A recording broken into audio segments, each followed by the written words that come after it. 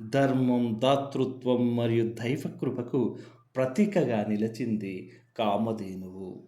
కామధేనువు దేవతల ఆశీర్వాదంతో సముద్ర మథనంలో ఉద్భవించి దివ్యమైన సాక్షాత్కారాన్ని అందించింది. పురాణాల ప్రకారము ఒక దివ్యమైన గోవు కామధేనువు. దీనిని సురభి అనే పేరుతో కూడా పిలుస్తూ ఉంటారు. అలాగే ధర్మము, పుణ్యము, శాంతికి చిహ్నంగా పూజింపబడుతుంది.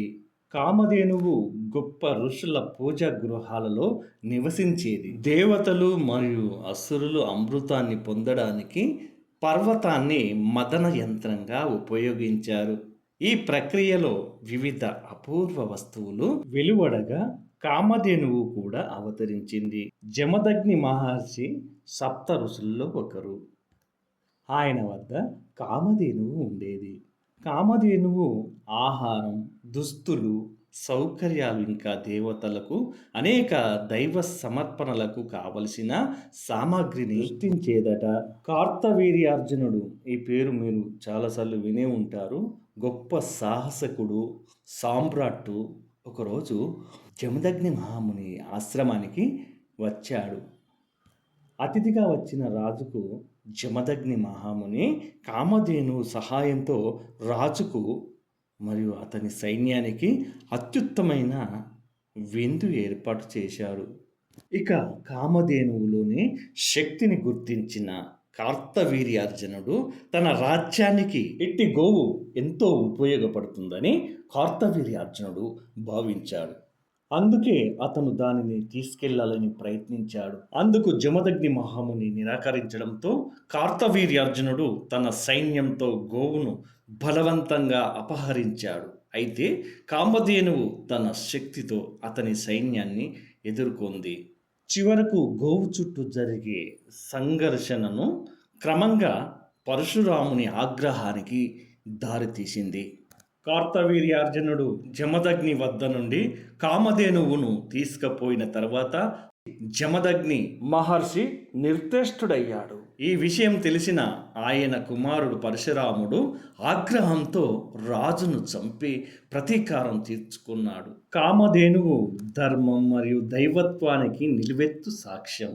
ఇది జమదగ్ని కుటుంబమే కాకుండా భారతీయ పురాణాల్లోనూ ముఖ్య పాత్ర పోషించింది. అసలు జమదగ్ని మహాముని దగ్గరికి ఈ కామధేనువు ఎలా వచ్చిందో ఒకసారి తెలుసుకుందాము. జమదగ్ని మహర్షి పరమ తపోధనుడు.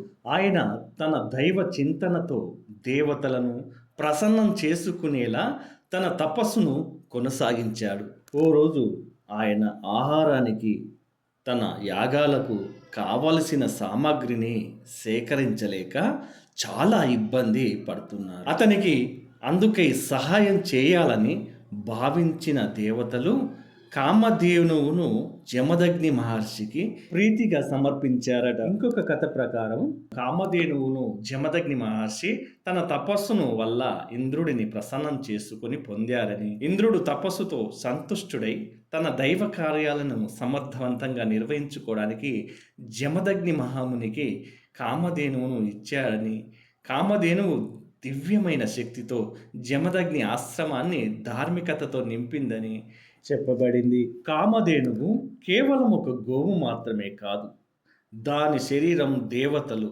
మరియు తత్వాలకు ప్రతీక.